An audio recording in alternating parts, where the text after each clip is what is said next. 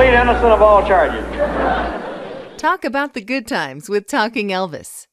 Hello and welcome to episode 28 of Talking Elvis, the podcast, the new monthly show.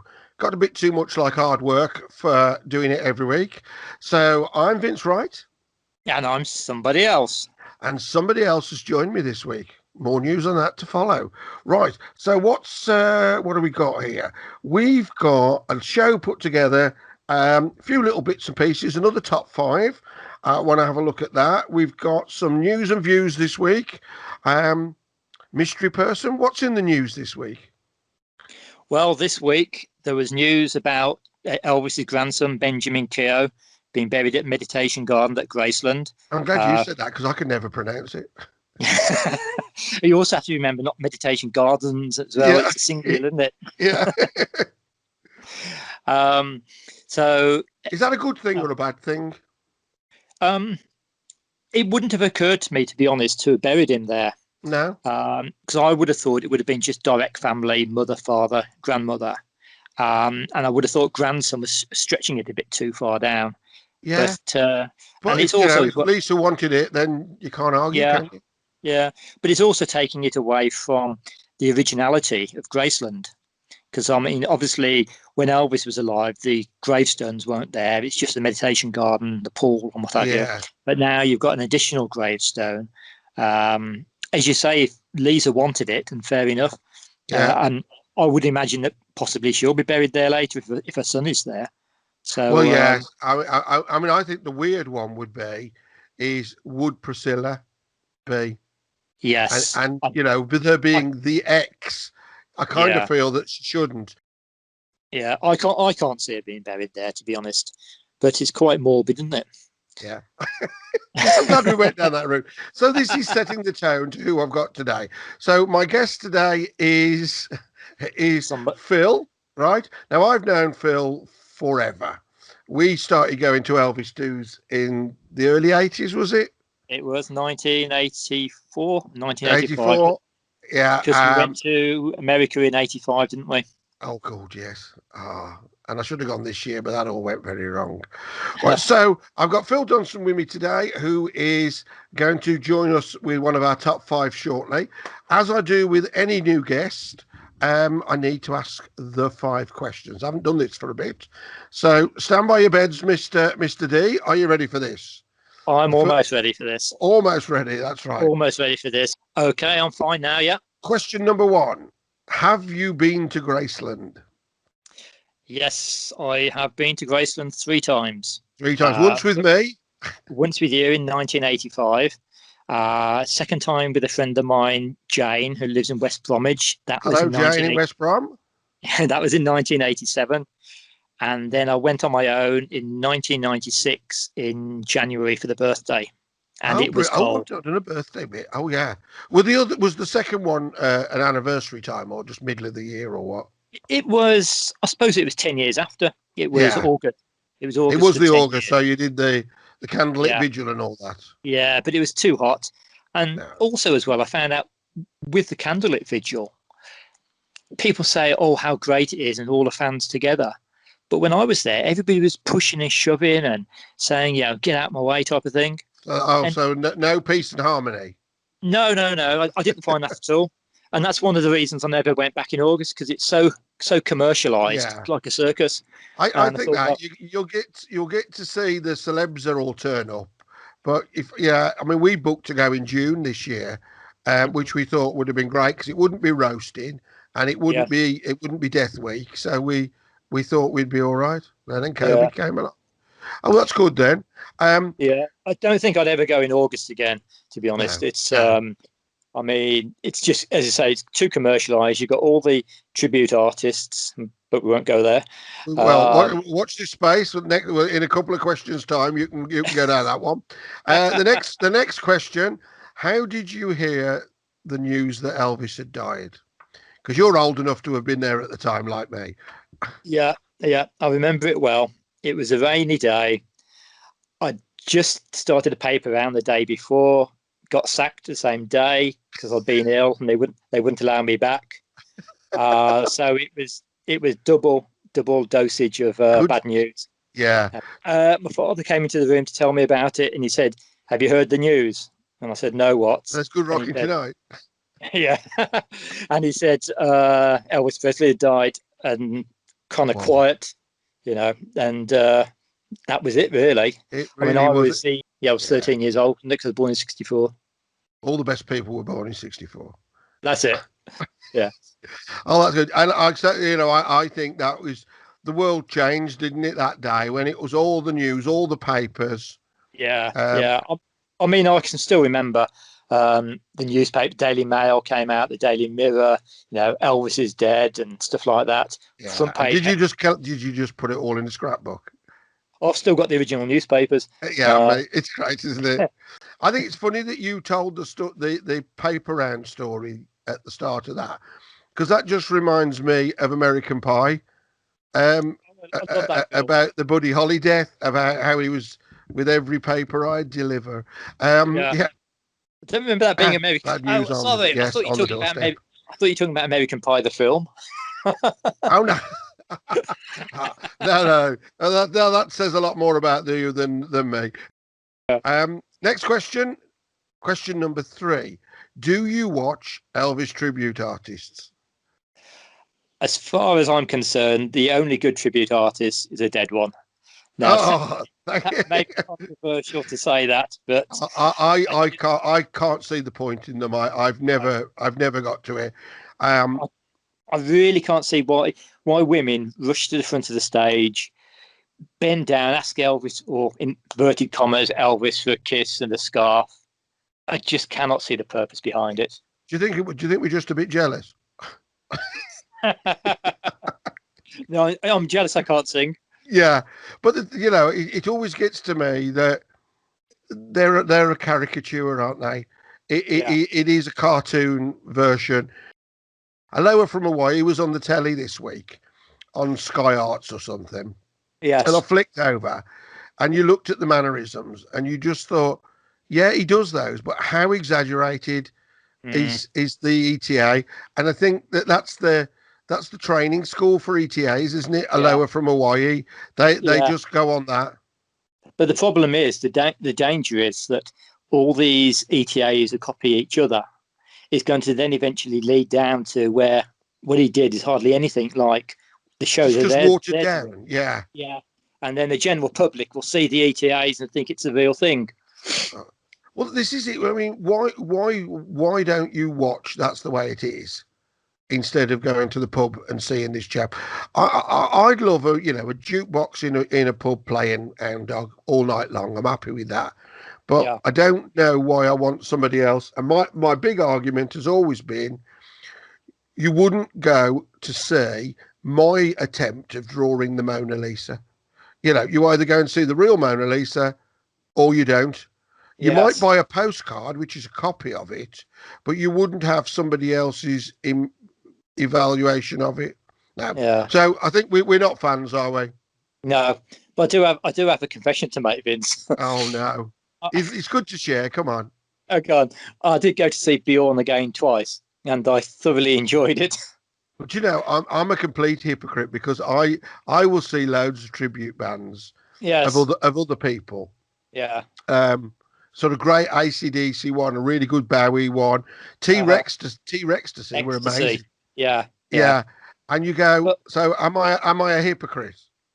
I think the difference is it's how much of a fan you are. If you're just on the fringe, somebody is singing an ABBA tribute to think, wow, they sound just like them. Yeah. But somebody who's really into them, they know every note and inflection. Yeah, every inflection of the word and everything, don't they? Yeah. So I think really it all depends on how keen you are. But an ETA to me is just a waste of time. Yeah. No.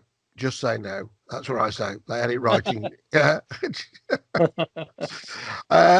Okay. Off the top of your head now, if you could only have one Elvis song now and never have another one, what would it be? We Can Make the Morning. Ooh, good call. I wish it was the radio show. I'd have played that now. I love that song. Brings back memories from Hemsby. Oh, yeah. I mean, that was the really all-nighters, wasn't it? Yeah. For those who don't know what Hemsby is, It's week-long Elvis festival in the UK, and all good-minded Elvis fans go there. And they've just had the 40th anniversary, haven't they?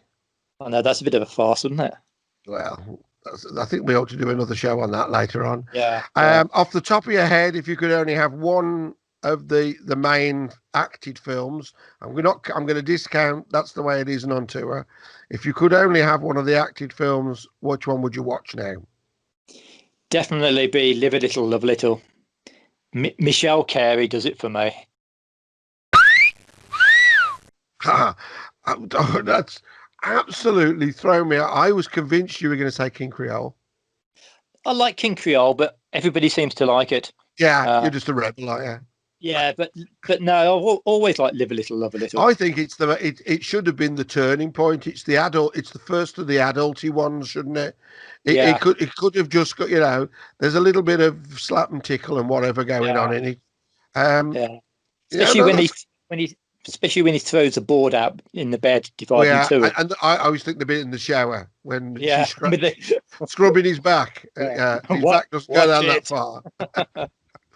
Excellent choice. And the last question in my usual ones here is: have you ever dressed up as Elvis? No. There was a long pause then. I played air guitar in the mirror. Yeah. Oh, yes. Well, as everybody does, and I've done a few dances or tried to, especially when I was doing the washing up the other night, and Burning Love came on. Well, that's enough for anybody. If you could stand still listening to that, there's something wrong with you. But as far as dressing up in a jumpsuit, no. No. Having said that, I was at work on one occasion, and somebody at work said to me, "Oh, when you go to these Elvis dues, do you dress up in a jumpsuit?" And I said to him, "Oh, yes." I said, "Funnily enough, I've got it downstairs. Do you want me to go down to reception?" And he said, "Oh, yes, come back up." And I said, "I'm only joking." But again, you see, that's somebody who's not a fan thinking everybody dresses up. Yeah, and we all talk like, "Thank you very much," don't we? Yeah. We all talk like that. Yes. And I think the thing with the jumpsuit is, Elvis's jumpsuits, we've seen him in the museums and that now, and they're expensive. And somebody gets a white boiler suit and puts a duck on the back and a bit of bedazzle on the front, and he thinks it looks amazing. And it's I feel sorry for them who have the cheap nasties. So Now, do you think I'm a hypocrite for dressing up as Elvis? Because I used to have a quiff, and I've got wear the on tour jacket. Is that is that acceptable? I think it's acceptable. In fact, if only because I've got an on tour jacket as well. As far as the quiff is concerned, no, because I mean, Teddy Boys in the 50s had quiffs. It's not like you're impersonating him years later. That's good then. Oh well, I can say I haven't as well then. Yeah. Oh, that's brilliant. And again, for those who don't know what Teddy Boys are, they used to dress up from the Edwardian era, long suits and brothel shoes, brothel creepers. Yeah, actually, you've just tapped in there to watch this space. There's a show about that coming up soon. Oh, okay, that'd be good. you've just pipped me to the post of that. There will be. So you're going to be bringing out all your old photos, are you? Oh, I don't know about that. I don't know whether we can dare do that. The quiff is long gone. I'm now old and grey beardy. That's a shame, isn't it? My quiff is long gone as well. The times they are changing. Excellent. Well, in the news, I've just thought as well, we lost Mac Davis this week, didn't we? Yes, that's a shame. I mean, in the country field, I mean, what a singer and songwriter. I mean, writing for Elvis in the Ghetto, Memories. Well, I saw an article, a review of a sort of tribute to him. I think it was Rolling Stones or something, Rolling Stone magazine, and they were putting Memories down as the winner. The best one that Elvis did. Yeah, I have to confess, I've never liked that song. I just find it's been used to death. Every documentary you're ever going to get, they get to the sad bit at the end, they slow it down, put it in black and white, and they put that on, don't they? Yeah. But yeah, but in the 68 special, when he sits down, you got to go, wow. Mm. Yeah, I suppose it makes a good finale, because obviously that's what it is, memory, isn't it? Looking back. Yeah. Talking Elvis, a new podcast. This is Henrik Knudsen from the Memphis Mansion in Randers, Denmark, and you are listening to the Talking Elvis podcast. So this week's big topic, one of the Talking Elvis specials, is the top fives. And we've come up with a little gem this week. Phil came up with a nice idea. How about we do the top 5 album covers, LP covers? All right. So you can judge a book by the cover, apparently. Let's see what you think of this. How did you come about this idea then, Phil? It was something which I've been thinking about for a while, what my favourite films were, and that came about via your and Ian's show about the favourite films, not so favourite films. And then my albums have been in the loft for a long time, and I was tempted to go and have a look at them. And I tried to get my record player working until a turntable belt went. And it just made me start thinking about which were my favourite albums and which were the favourite non-favourite albums. Not so much to do with the music or the contents, but the actual pictures on the album, cover itself. So cover, the cover was an important thing, wasn't it? When we went out with our £4 to buy an album, and we'd come back sitting on the bus. What was that quote you told me earlier? I like that. Yeah, there was a quote I read, and it said, "Remember when album covers were gateways to the music, and that we would pore over them, examining images and every tiny detail, even down to the catalogue number." And I think that speaks volumes. It really did, because you'd be looking at everything from looking at the pressing and on the vinyl to see if it was a bopping bob.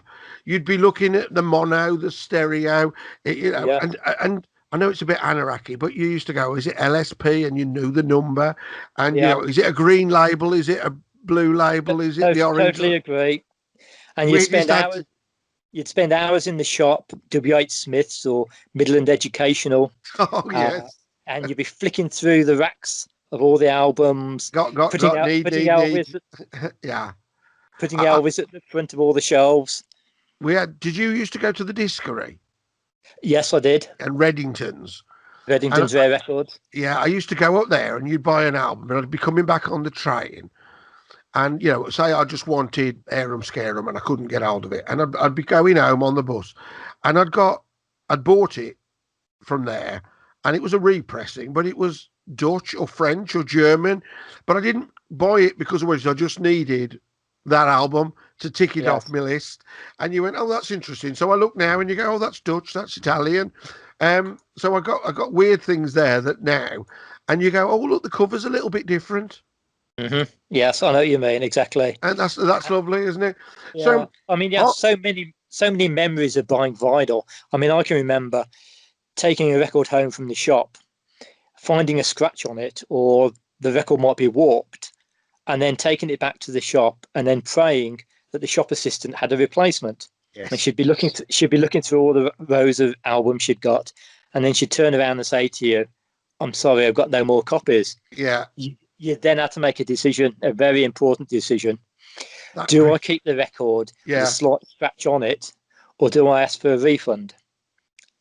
For a young teenager with limited amount of money, that was a big decision. Yeah.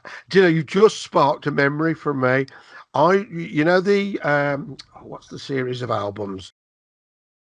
Our Memories of Elvis. Our Memories of Elvis, yeah. And they did a beige vinyl single of Solitaire. Oh. And I bought it. And I got it home, and it was, and Solitaire's the only game in town. And I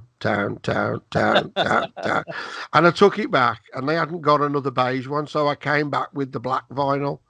And I thought, oh, why did I do that? No. So you've just brought a horrible memory back to me from my youth now. Thank you very much. One thing I remember is buying the silver box set from 1980, I think it was. It was CD, and I played the CD, and it wasn't Elvis, although it had the Elvis label on it. Silver box A set. mispress. A mispress. And guess what? That's what you I didn't took get. it back. I wanted a refund. Oh, And on a look back now, I think, oh no, what did I do? But yeah, blimey. it was a mispressing.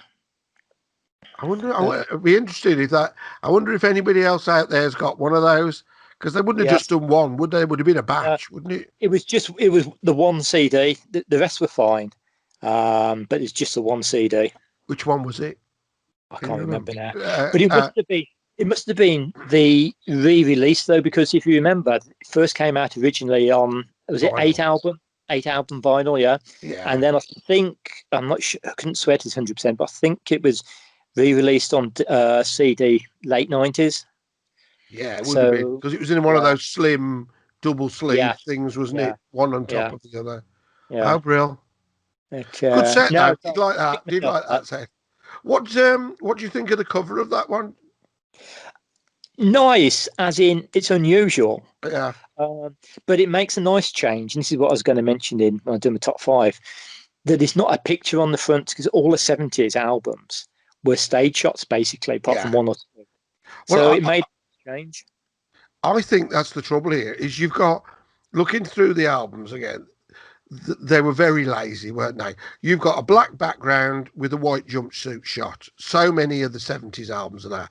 But all the 60s albums are a single colour panel and a photo from the film next to it and 18 great tunes written Yes. next to it. And there's no thought there. So in your top five that you've created, are you saying they're the most pleasing to the eye? Are they the most artistic? Are they, when we look at people saying what are the top Yeah. album covers in the world ever, and people will talk about Pink Floyd, Dark Side of the Moon, and Sergeant Pepper, and these are the big iconic ones.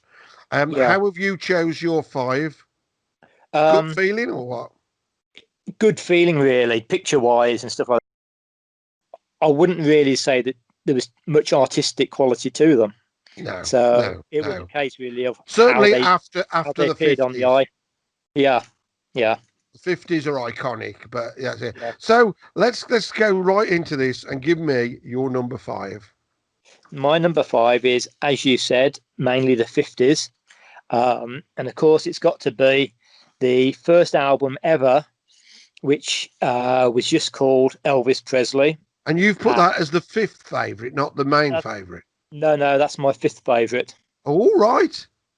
And it was released on the 23rd of March on 1956 on vinyl. And in the UK, it was released as Elvis Presley Rock and Roll and had 6 different tracks. So why is it not number one? Simple answer. I prefer something else. Right, that's good, because I'm gonna ruin the whole show now and say it is my number one. Right. That is my most iconic. I think it's the most iconic album cover, more than the Pink Floyd and the Beatles. I think it's amazing. Yeah, it's that is iconic, that album. I mean, if you think about it, it inspired the Clash's London Calling. Well, yeah, which is and that is so good, isn't it? Yeah, I mean, pink lettering down the side, and then the bottom name Presley in green. And as I say, it inspired not just the Clash, but there's also, and should we say it, there was a Cliff Richard inspiration in the. Which one was that? I forgot where it is now. Made me notes, didn't I? Oh yes, Sorry. Rise Up. Yeah, it's that's the one. Yeah, there was a picture Rise Up by there. Sir Cliff in 2018. Mm-hmm. And so Chumbawamba did a single called Tony Blair that used it as well. Yeah, no, it's a classic. I mean, when I've been researching through this, apparently the album cover was ranked number 40 on the Rolling Stones list of 100 greatest albums. Yeah, and that was in 1991. And just by coincidence, the Clash's London Calling was number 39 on the list. How can that be? How can the tribute be better than the real? Yeah. Well, I don't know, because this Rolling Stones list is done on a yearly basis from what I can gather. So Oh, I right. don't know whether it appeared in 1991 in the same position, Elvis Dropped, 40 and yeah. Clash 39, or whether it was different years. But Well, yeah, that's good. they came in at 39 and Elvis at 40. Because I mean, for me, the picture on the front there, and I have to say this, being a youngster, is we weren't there at the time, but that is the most wild.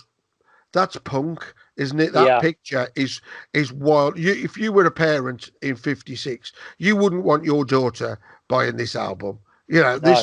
this is scary stuff. This bloke singing about shake, rattle, and roll. He's singing about sex. Yeah. It's not right. It's not right at all, and we love Yeah. it. Oh, And that picture was taken on the 31st of July 55 at the Fort Homer Hesterly Army in Tampa, Florida, by a right, William V. Robertson. I William. bet you didn't know. I bet you didn't know that. The actual photograph was by William V. Red V. Robertson. William V. Robertson. Yeah. V as in the letter V. Oh. Oh, And right, then right. and on the inside cover, it had various other pictures. A series of pictures taken in New York City, early December 55, by somebody called Popsy Randolph. You're making these names up now, aren't you? Popsy. Oh, I wish I could. That's too Was clever it for La me. La and Poe as well? Did they do them? Yeah, somebody by Popsy Randolph.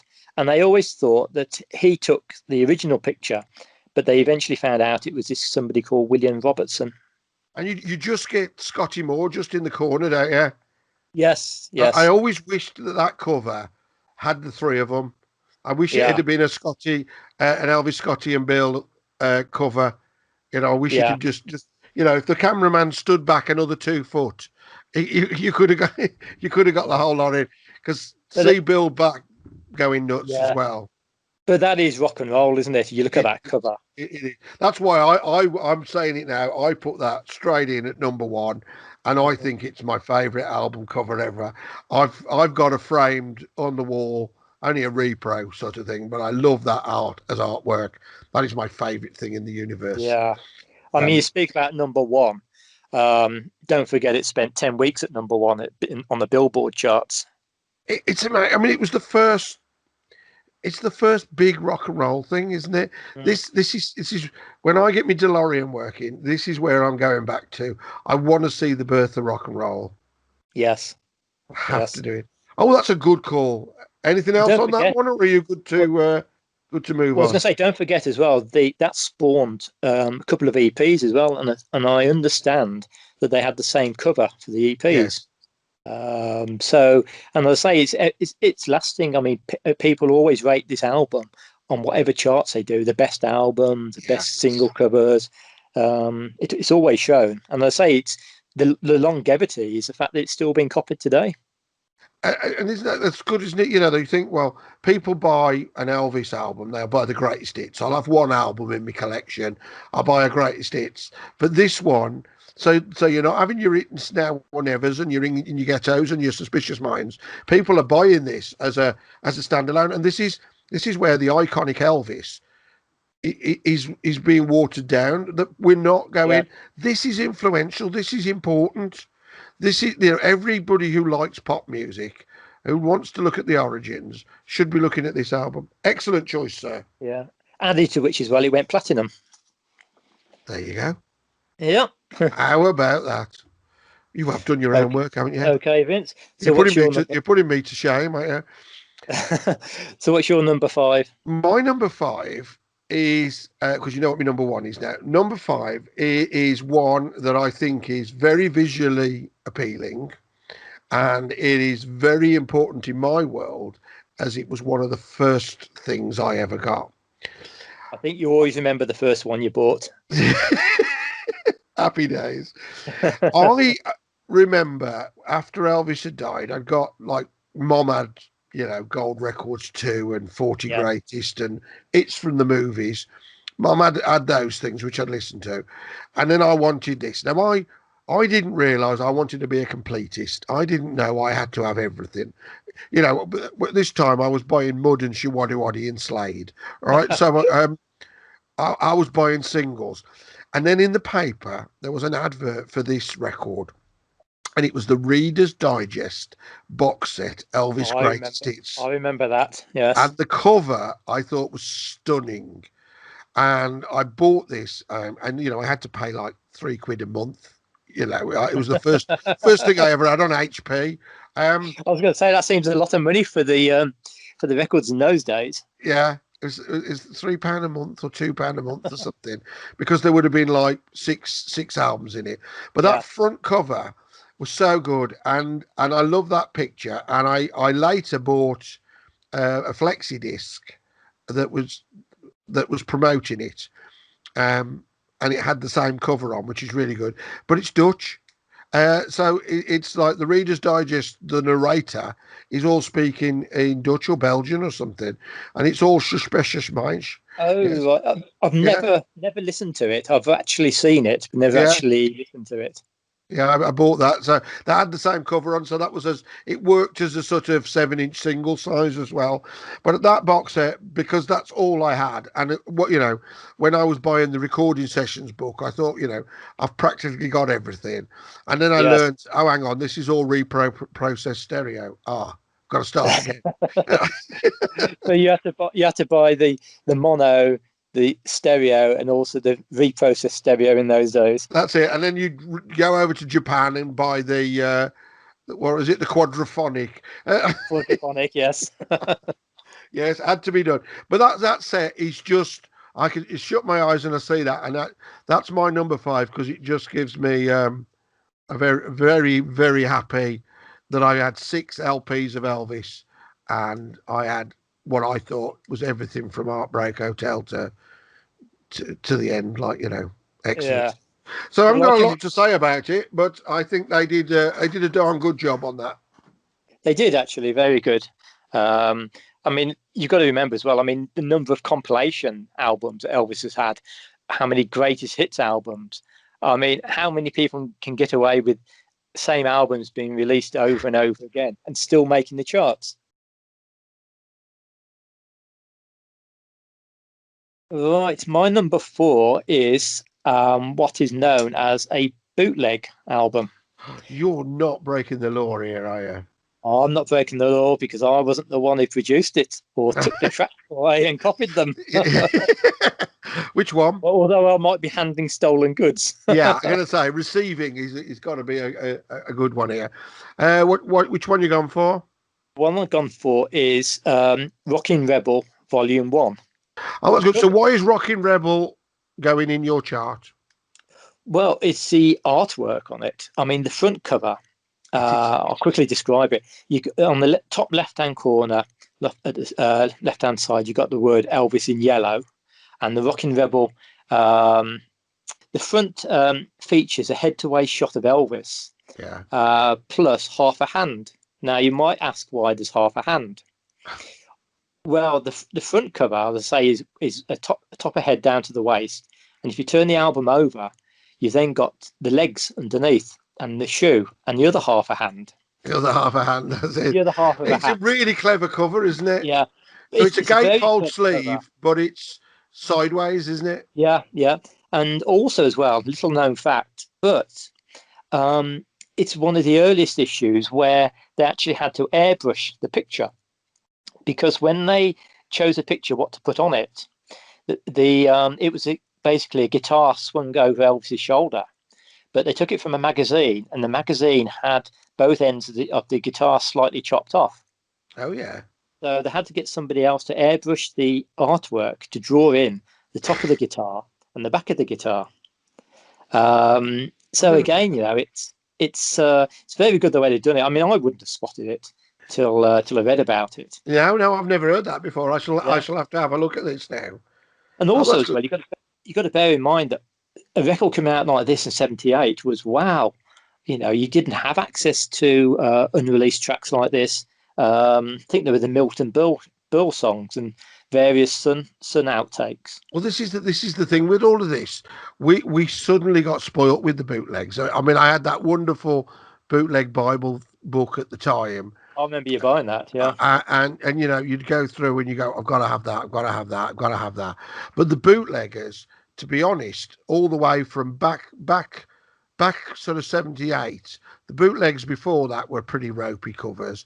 But I think that post 77, they've probably come out tops on better artwork. Even some of the CDs today that the bootleggers are putting out are still better quality. Follow That Dream have got it right, but I think that generally, you know, the Elvis catalogue was, who cares, wasn't it? I mean, Paul Dowling releases and Jerry Reef. I mean, they were top artwork. They were really well. They knew what they were doing, and they were. They knew this stuff. Yeah, I mean, they were mainly into 50s rock and roll. I don't think you'd get them doing the 60s or 70s stuff. Yeah, I mean, yet another Thursday afternoon concert from Vegas, 70 whatever. You know. Now the Rockin' Rebel series came out as 3 volumes. Yeah. But it was actually meant to be a 4th volume to it. But in the early 80s, the people who produced them got raided and they weren't able to put the 4th album out.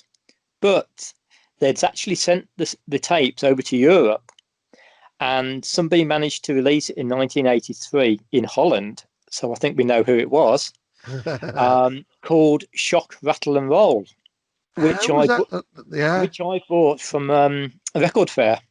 It was a great release, had a booklet in there, about 30 pages, really well put together and really well designed. Oh, God, yeah. I mean, I think I might be missing volume 2. I know I've got volume 1 and volume 2. But I say it was released in early 78 and produced by Paul Dowling and Sam Thieker. Oh, yes. And they were behind several other bootlegs. Yeah. One called From the Waist Up. Yes, I was going to say that was all the Ed Sullivans, wasn't it? Yeah. Another one, Rocking with Elvis, New Year's Eve, Pittsburgh, 76. That's the Spirit of... What label's that on? It's Spirit of Doodah. Is that one not in your chart? It's not on my chart because I thought you'd predict it. Yeah, right. And then also the other one they came up with was the Hawaiian 61 memorial concert. Oh yeah, we had that in Better Nick now, though, haven't we? We've had that. Yeah, I mean that came out on the silver box set. Yeah. May have been a re-release again later on. I'm not sure about that. Oh, I think I've had it on one of is it the Memphis Recording Service ones? And they've really cleaned it up, haven't they? That's really nice. I'm starting to feel if I don't get something new soon, I'll scream. You know, I need another rocker. I need something. You know, I've got news for you, Vince. Yeah. I've got news for you. I think you might be screaming soon. It's going to happen, isn't it? There's got to, you know. But where is Rock Around the Clock? Where is Uncle Pen? Where they're not going to happen, are they? They're just not. No. It's you know, just a shame. we're scraping the barrel. I mean, if they turn up, lovely, but they're not holding them back for any reason, are they? No, because they take the money and run now, wouldn't they? Yeah, I mean, it's like $1 Million Quartet. I mean, that's something which I might cover later on. Just giving the game away. Oops. All right. So you can cut that bit out as well. I'll cut that out again. It'll all seem seamless. So I'm going to say, is that the only bootleg you've put in your top 5? That's the only bootleg, yes. Right. So I have put one bootleg in, which I'm going to put in as number 4 then, which was the Rocking with Elvis New Year's Eve. And I had to put this in just to wind you up, didn't I? Oh, I was going to say, I've always held that one against you. Yes. We found this in a record fair, and I basically threw you out the window of the hall so I could get to it first, didn't I? It was something that you'll never forgive me for. But as artwork goes there, I think that is, again, a gatefold sleeve. You know, a lot of the Elvis albums didn't have them. Those Pittsburgh black photos with that suit, but all in little circles, and the red, white, and blue. That was artwork, wasn't it? I mean, I think that is the best of the bootleg artwork. I do like what you've chose because it's like the concept of opening it up is good. But this one I just thought was pure brilliant thought artwork. Went into that, didn't it? A lot of thought went in. Yeah. I mean, RCA is a picture and that's it, really. But the bootleggers knew what they were doing. And you think, well, why didn't RCA do it? Because it sold enough. I mean, they weren't selling quadrillions, but you look at a Today and now a Promised Land. To the average non-fan, they're the same picture, aren't they? Yes. Yes. Nobody's, they're not going to go Anoraki and say which suit that was. But I think for me, I'm putting that as my number 4. It's a good choice, that. I mean, where you got it from, the record fairs, I mean, they were great. I've got an idea that might have been the same day when trading standards came along. And everybody, all the traders, quickly put all their records underneath the counter. But yes, Rocking with Elvis New Year's Eve is one of the best. And the sound wasn't that bad as well, and you had Old Lang Syne, didn't you? So you had a new song. Yeah. I mean, what, a couple of times you might have sang that, and you can. What is it? 1975, the other concert, New Year's Eve one. Yeah, it is, isn't it? When the sound wasn't very good. No, but this is good. And when they, I bought the DVD, CD, all singing, all dancing bootleg of it later, and you just go, oh, that's the future, isn't it? He's tarting up the home movie stuff. So that's our number 4. Your number 3? My number 3 is the 1974 release of Live on Stage in Memphis, which was recorded at Mid-South Coliseum on the 20th of March, which incidentally was the same day that Good Times was released. Oh, that's interesting. Now, the reason I like this, I mean, you probably know anyway, I'm a closet 70s fan. Yes. We all know that, yes. Yeah. It's out there, lads. It's out there officially. But I mean, I like all the eras, but if I had to choose, it would be the 70s. Live material and studio, or obviously the longer the decade went on, the less studio material you had. But the reason I went for that album, Live on Stage in Memphis, is the unusual album cover. As we said previously, most of the 70s had jumpsuits on. But this is one of the first album covers which didn't have a picture of Elvis on. Front was the Graceland Mansion, and on the reverse, if I remember rightly, you had the gates and the driveway. Now, in those days, a lot of people wouldn't have actually seen what Graceland looked like. They might have heard the name or read about it, but an actual picture on a record sleeve like that was, in the Elvis world, very unusual. It's a gorgeous picture, isn't it? Oh, yeah. But do you think it's, well, it's always got me saying live at, and then they show a picture. If you said this is Elvis in Hawaii, but here's a picture of Texas, it always felt a bit like, well, why aren't they showing the Mid-South Coliseum? Yeah. There was a little sticker on the front which had a design logo for the Mid-South Coliseum, but it's so tiny you wouldn't have noticed. Yeah. But as you say, little things like that isn't just the only example. I mean, if you look at from Elvis Presley Boulevard album, the first release of that came out with the little slogan, "Recorded live." Yeah. Now that didn't mean he was recorded, even though it had a picture of a jumpsuit on the front. Yeah. And it says recorded live. You would expect that to be a concert. But what it meant was the songs were recorded at the same time as the backing tracks were made. Yeah. Or not so tracks, at Stax, you were just recording properly. Yeah. Yeah. Well, that's where I think the mood, had you not done that as the cover for Live in Memphis, I would have put that as the cover of Moody Blue, because the stuff, Right. because some of the stuff was recorded at Graceland, and you think that that would have made a cover. But I suppose they've, it wasn't the black background. We had blue, but that was just a clue in the title, wasn't it? Yeah, yeah. I mean, on my least favorite albums, Moody Blue would have come about sixth or seventh. Well, as an artwork. As an artwork, yeah. I Yeah. mean, you've got to remember that all that we're talking about now is artwork, Yeah, that's good. not necessarily the contents of the song. I mean, I love the Moody Blue album, Yeah. but the actual cover, as far as I'm It's concerned, you throw could, away again, isn't it? Live shots, and that's it. yeah, yeah. But as I said, like most of what we're talking about now is not based on the song quality or No. the songs themselves, just the actual album covers. So And I think can I think we need to get that across as well, to be honest, because people listening to this might think that we're actually discarding the album. Now it is you can't judge a book by the cover, and that's exactly what we're doing. Exactly. Yeah, but can you name any other normal release by RCA of an Elvis product with Graceland on the front? No, I can't. Our memories of Elvis, and you had the Colonel and Colonel and Vernon. Colonel and Vernon standing in front. Yes, good thinking. I see. Up here for thinking. It just came to me then.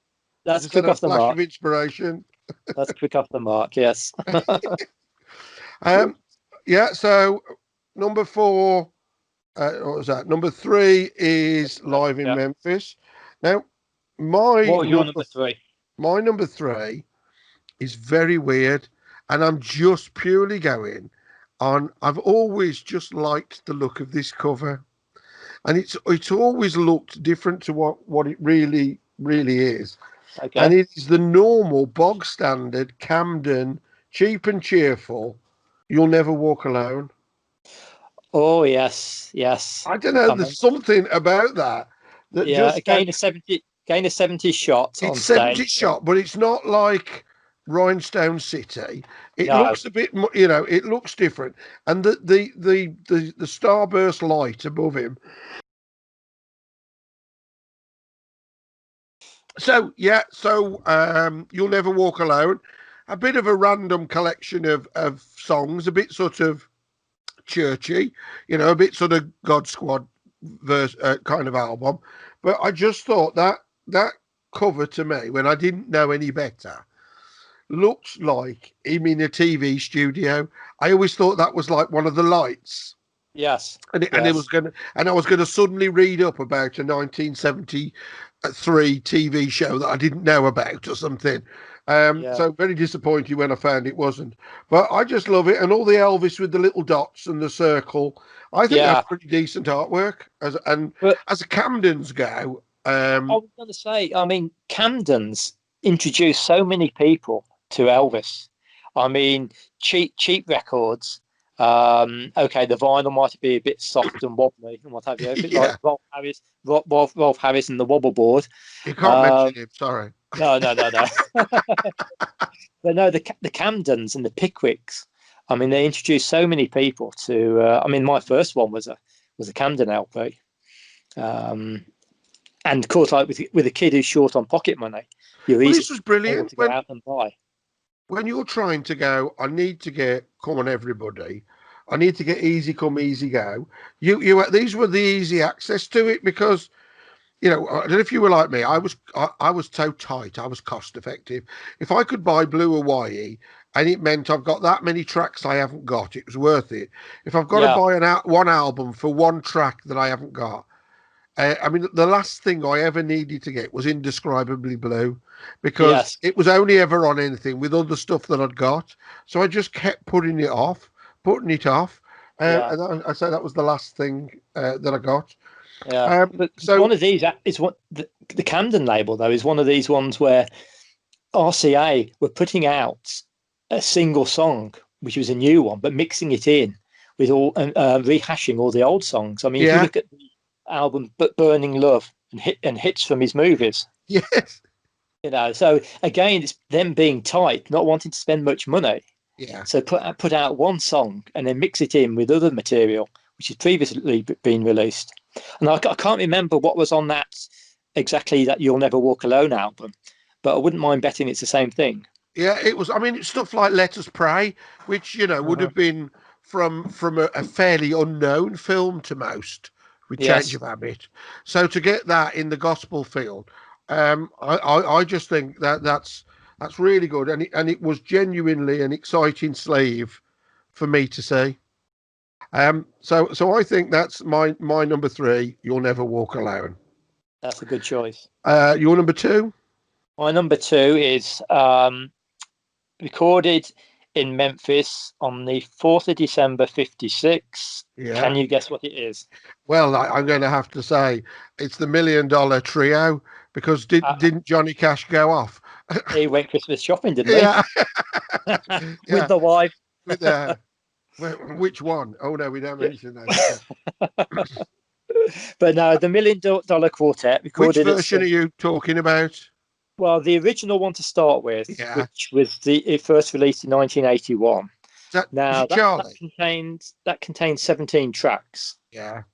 And if I remember rightly, it was a silver, black and whitish cover. Yeah. Vinyl, and I can remember hearing it for the first time being played on the Radio 1 in the UK. And they're saying, "We've got a great treat for you here." And they played clippings from it. And that was something, wow, never heard before. But as you say, it subsequently had several releases throughout the years. We always have that same picture, don't we? Or a cropped version of the same picture. I was going to get onto that in a second, actually. But I've forgotten what his name is now, but it's Mr. Jorgensen, who works with RCA or does a lot of research, what have you. There's now 46 tracks being released on it, and he reckons there's 95% has actually come out. So it makes you wonder what the other 5% is. Yeah. But the version I bought the original 17 track one. Yeah. And I got one which goes up to 40 tracks, I think it is. And now I think there must be another one, because I mentioned about 46 tracks. But I think the last one they put actually into the correct running order, whereas previously they didn't run as they were recorded. Because there was one, I bought a flexi disc that was advertising it, and there was one track on there, a snippet of a track that wasn't on the original one, which has subsequently been put out properly. But I remember buying the flexi for that, just for so many seconds of another song. I mean, I think it's for the quality of that album. Yes. For the sake of just flicking a switch and putting the tape on. Yeah. It's really good.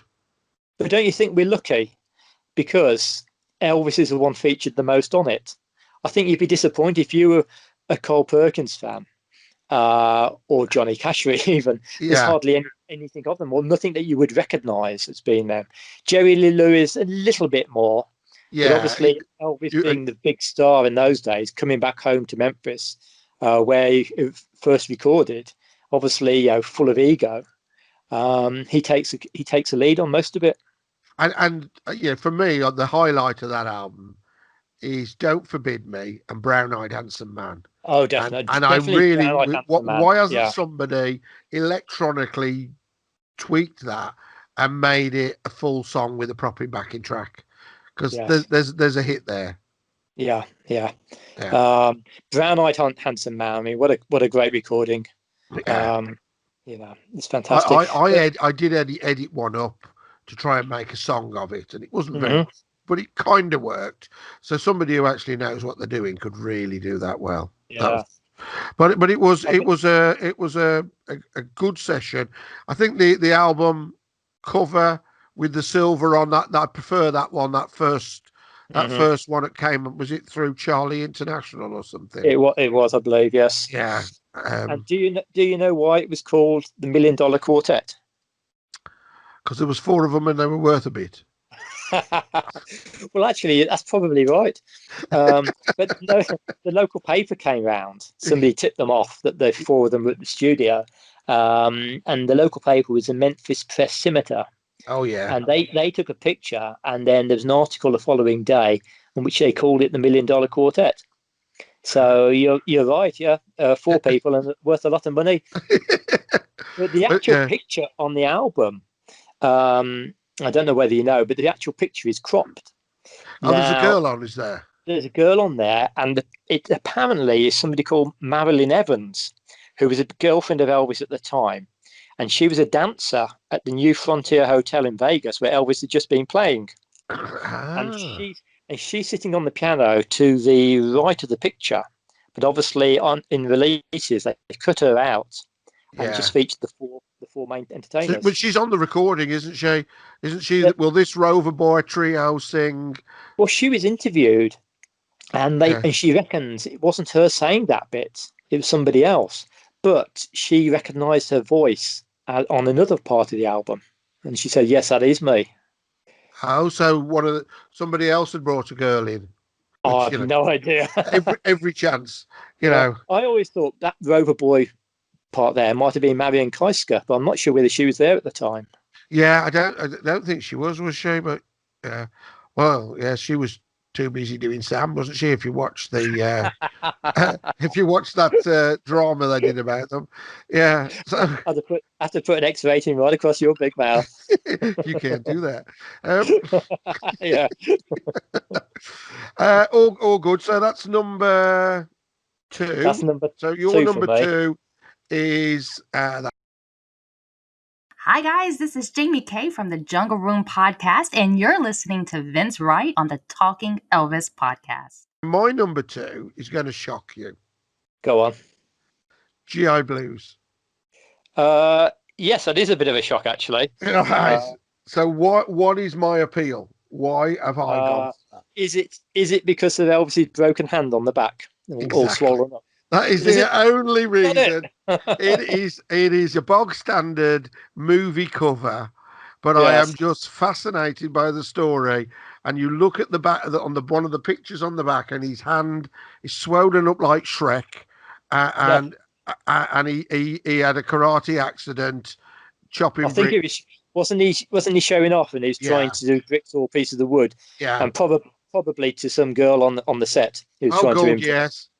Yeah. And I'd love the idea that, you know, movies these days, you've got to have a stuntman for everything, and, you know, you're not allowed to eat prawns on the set just in case you die or whatever. And there's this guy who's worth a squillion at the time, chopping bricks up, and then, you know, he's supposed to be the clean-cut soldier, and he's got to have these photos taken with a great big throbbing purple hand, and they put it on the cover. I'm really chuffed you got that. Yeah. I'm really and chuffed. you can imagine, can't you, the Colonel Parker's shock when he must have seen it. He must have seen dollar signs in his eyes suddenly disappear. That's it. That's my whole career gone. You're never going to play guitar again. You know, I mean, it was the gamble, wasn't it? We've just come back. We've come out the army. We're clean cut. And then, so GI Blues, nothing other than that. I think it's a very boring, bog standard one, but I love the fact that they use that picture on the back. Somebody probably got into trouble for that after, because he hadn't noticed. But that's it. That's my number 2. Do you remember on the song Did You Ever? Yeah. How at the Elvis conventions we used to have a set dance for that. And I can always remember you saying they always repeated the last line, the one verse, but they didn't do it when it says bed, bed, bed, bed. Yeah. You remember that bit like I remember that one. when you should they always repeat the last word, and then they don't. Yeah, it's days. Yeah. Yes. But this is the PC Brigade again. But I say there's nothing else about that album cover that appeals to me particularly, except that picture. Okay. So your top number 1 then? Number 1. Well, get ready to fall off your chair, because I know it's gonna fall down. Yeah. But can you guess what it would be? Well, I was going to go for something like 50 Squillion Fans Can't Be Wrong. Out, miles and miles out. That was going to be actually my number 6 favourite. It's going to be 70s from you. I think you've gone Elvis Country. No. I'll give it you, because you'll never guess. Here it goes. Yeah. Separate Ways. No. I just love that album cover. That And really crappy standing over the highway, badly yes, photoshopped. I love it. Not the, I think it was the American, not the American version where it was just like he'd straddling two roads and that was Yeah. it. But the actual RCA Camden version with a bluish background, when you got the motorways running in different directions, symbolising separate ways, Yeah. and Blimey. a 70s guitar on stage picture. Oh, I think that's a fantastic cover. Oh, so the one with, I'm just looking at my pictures here. So we've got the one with the blue sky, and then the million lanes of traffic, rather That's the than one. that. That's Not the the one. Yeah, the other one you're talking about is like a lot of greenery on it, and like two Yeah. little roads. So you One, think that one? So a Camden gets to number one. Do yeah, you think RCA that was? Is that artistic then? I find art. I think some thought went into that, and not as usual, simple on-stage shot. There's Yeah, because they something didn't go in black it. background. Yeah, yeah. They played to the title of the song, lead track, separate ways. They tied that in with the picture, as in two-lane highway. You've Yeah, so shocked me there. I But thought, I thought, that's interesting that my You'll Never Walk Alone and Your Separate Ways shows that the cheapos were putting more thought into it. Because I like the easy come, easy go, come on everybody with the wedding picture on. yeah, Again, that was more thought. That wasn't just the black jumpsuit. So actually, as much as we mock and knock the cheapos, they were streets ahead, weren't they? I think the cheaper ones, Pickwick and Camden, introduced so many new fans. I mean, that cost me, and I wrote down the price. It cost me 99 pence, which in equivalent probably in those days was $1.30. And I'll say it's released in 1973. I bought mine probably 75, 76. It was the first one I bought because the first album I ever had was another Camden one. Can you guess what it might be? Hits from the movies. No, it's I Got Lucky.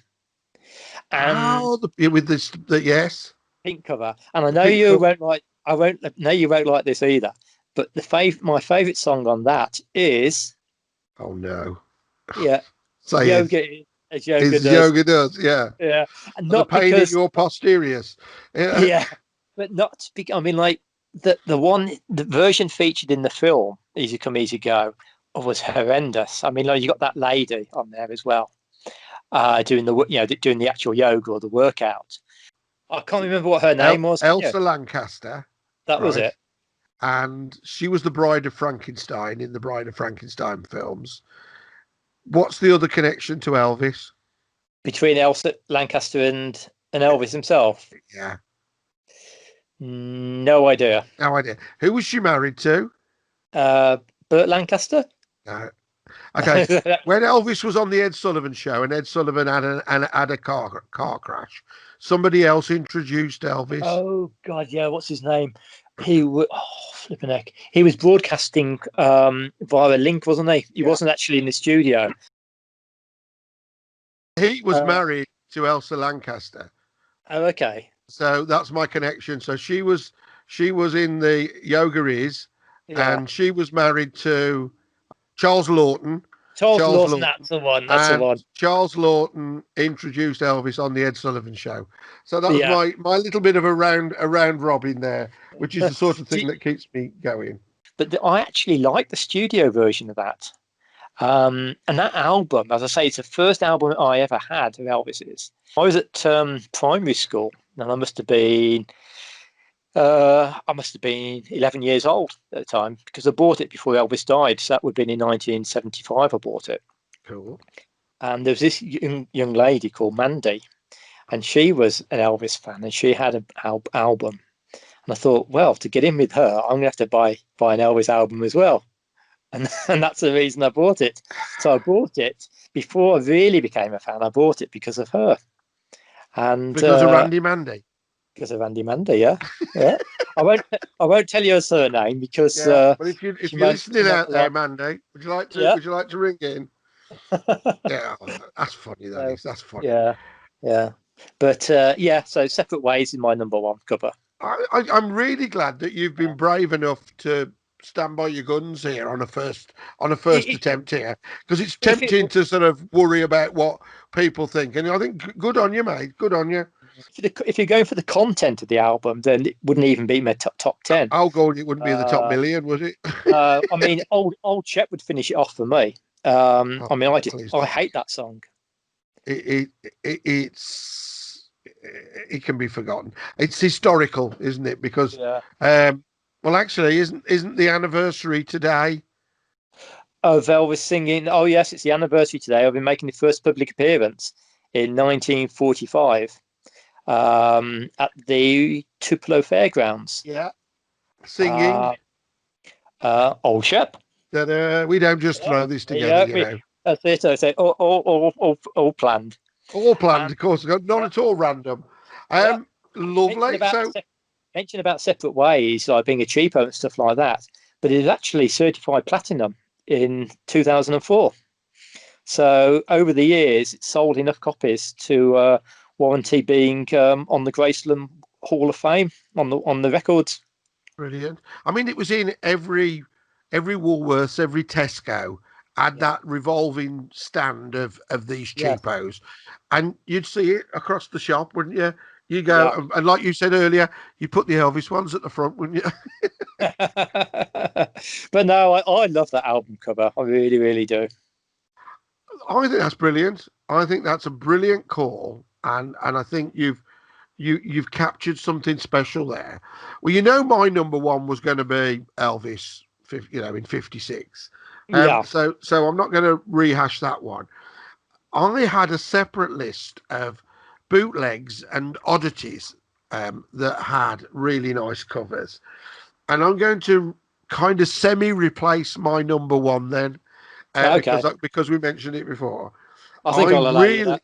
I really like the artwork, not at all the content, but I love the front cover of the Elvis Presley Seance album. I couldn't go along with you on that. I love that. I love the blue with the writing and the pictures on it in the car and that. I could also go the least favourite Elvis cover would have to be something like Elvis's Greatest Shit. That did occur to me, actually. I'd thought about having that one as well. Yeah, but it's on the back cover that gets me, with the other records that are available on Dog Vomit Records. Yeah. There. So there's all those to choose from. Have you got any other bootlegs that you think need an honourable mention? I hadn't got any listed down, but I think if you were looking at quality albums, it would have to be the 268 albums. The Burbank Sessions. Which, if I remember rightly, and you caught me on the hop, were released on the Ordophon label. Yeah, those two there, Gatefold Sleeve Again. Yeah. The close up, the sit down and the stands up. They were. I think the Ordophon was all very good, weren't they? Yeah. I think Ordophon's a German label, isn't it? I think it was. I remember buying those because I bought all them at the time because I used to get a flyer out about the new ones, and I think that deserves an honourable mention. Yeah. Well, I remember buying one of those at the Locarno in Birmingham, and they had the Elvis convention there, and it's probably before I met you. But I bought this bootleg. I was probably there. I went to that. I bought this bootleg album, and it cost a lot of money. And I said to somebody at the convention, would you mind holding on to this album for me while I have a dance? So I went on this dance floor, and I was on there ages and ages. And eventually, these people wanted to leave, but they'd still got my album. So they asked Mike Coyle, who was the Birmingham branch leader at the time, to put a tannoy announcement out to me to come down and get my record because they wanted to go. Do you know that sums up how nice people were at the dues, wasn't it? I had it the other way around. I had a guy left his jacket, and it was just like the most amazing 50s jacket, and I would have killed for it. And he just said, look after this for a minute, I'm off to the bar. And I'm just thinking, if I was a dodgy character, I'd be off. And do you remember the Play for Today, long distance information? Oh God, yes. And he buys he died.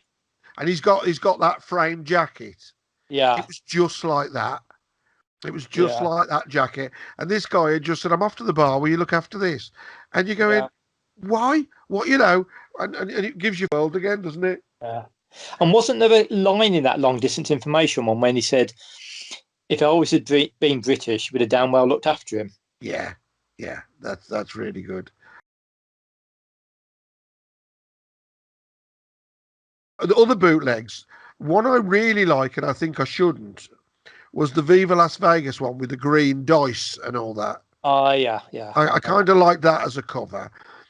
I split the albums down to, there was the black background with the 70s shot. There was a color saturation and then a publicity shot. And then there was another selection I came across, which were the artwork, the drawings. Have you got any honourable mentions for any of those? Did you like the 40 Greatest, the original one? Oh, the one arcade. Yeah. Oh, I love that. I love the cover on that. I think that as a drawing, that's an amazing cover one, wasn't it? Yeah. And have you noticed? Did you notice as well? Remember this year? Remember was the 40th anniversary of the Hemsby Festival.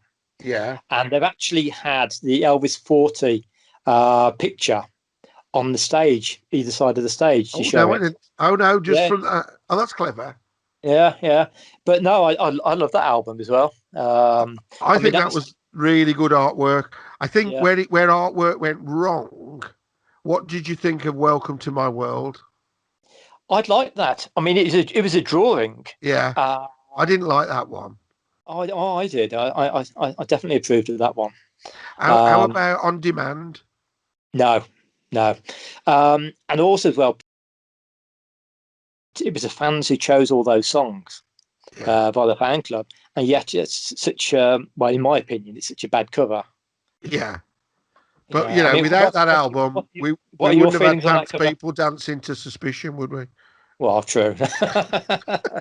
I think you'll need to explain to the Americans who Pants People were. If you don't know who Pants People are, look it up. You'll be pleased, right? Actually, there's another show I've got lined up. Pants People were the reason that Dads used to watch Top of the Pops. Yeah, you'd say, look at that fella, he needs a good haircut. Get a job. Hello, I'll just watch Nana Muscuri sung and dance. Yes, excellent stuff. So now I think my absolute favourites for drawings, right? Yes.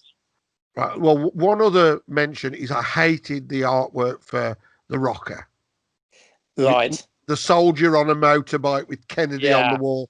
It was cliche city, that one, isn't it? Yeah. I didn't like that, but I loved the 80s 56 sessions. I knew you were gonna say that, because I was going to have one of those in my top 5. Again, it would have just fallen out, especially volume 1. Yes, that's me. Mine was just picked to the post. Yeah, because the volume 2 was a pink one, wasn't it? Yeah. But yeah, volume 1 in particular, that was a great drawing. So artwork there, I think yes, those were very good. Do you have a favorite religious album cover? I think none of those made the grade except You'll Never Walk Alone. Yeah. I mean, I was thinking of He Touched Me, on the basis of I'm not that keen on the His Hand in Mind or the How Great Thou Art one. Yeah. But looking through the albums, flicking through to see, and I saw His Hand in Mine, and he's playing the piano, and he's kind of half turned, isn't he? Yeah. And all I could hear in my head was, "Okay, you hum it, son. I'll play it." Right. Did you actually dig out all your LPs? I've got them on they're accessible. Yeah. So mine are all up in the loft. No, so basically, I had to try and remember either what was on them or go on the internet. Yeah, internet was I did the internet, and then when I went up and had a rummage after.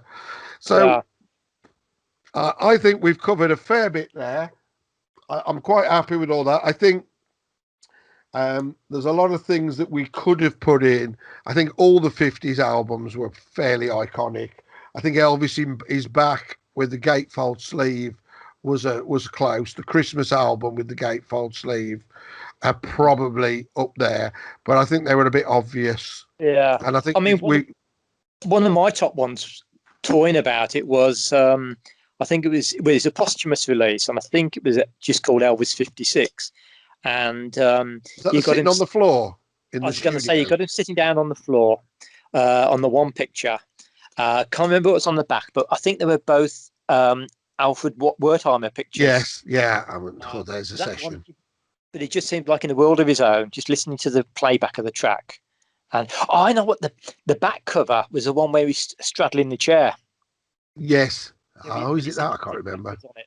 And I think there were Wertheimer pictures. I mean that's obviously a classic a one. Body of work that's amazing, isn't it? There was one query that I've just remembered. What was the album where, and I haven't got the answer to this one, so where they thought Elvis looked too fat, so they took his head off and put. I know that one. I was going to mention that actually is one of my worst favourite album covers because of the artwork. Yeah, it was Frankie and Johnny. It was Frankie and Johnny. And can you remember the film where the head was taken from? Well, I'm thinking Paradise, but I can't remember. No, Girl Happy. Oh yes, that would be it. Yeah. That would be right. Yeah. So that must have been one of the Colonel's ideas. Probably. Yeah, he's too porky. We're body shaping him. Yeah. Yeah. But I always think on that picture, I never like the Frankie and Johnny picture anyway, because he looks as if he's dressed as a matador. He's got like a frilly shirt on, a waistcoat. Yeah. And I can just imagine like with a red rag, and getting the bull to come and charge. But, do you dance for a peso? Yeah. That bit about the head on the picture is kind of like a bit of a cheapo artwork, isn't it? I mean, like you look at the picture. I mean, when I first looked at it, I wouldn't have guessed that. But now you look at it, you can't help but see it, can you? Yeah, and it stands out a mile now. I don't think there's anything else that really needs to get an honourable mention. Do you? No. I think that's about it. I mean, out of the official qualities and bootleg qualities, I think the bootlegs come out top. Absolutely, they are by the fans for the fans, where RCA is cha-ching, just money making. Yeah, it is. It is. So I think what do you call it? Follow That Dream are pretty good on it because again they're run by who they should be. Yeah, I think the Royal Philharmonic Orchestra, the If I Can Dream, where you've got the studio recording Elvis looking so cool. That's a good cover, isn't it? Yeah. Got a question? Email Vince at talkingelvis.co.uk. A little more conversation with talkingelvis.co.uk. Well, that was a jolly interesting afternoon's work done there. I think we've covered a fair bit. Are you happy with that, Phil? Thank you very much. Yes, Vince, I'm happy, and thank you for having me as the honorary guest. Honorary guest, yes, it's it. So, thanks for coming along, joining in with me. I love the idea of a monthly show.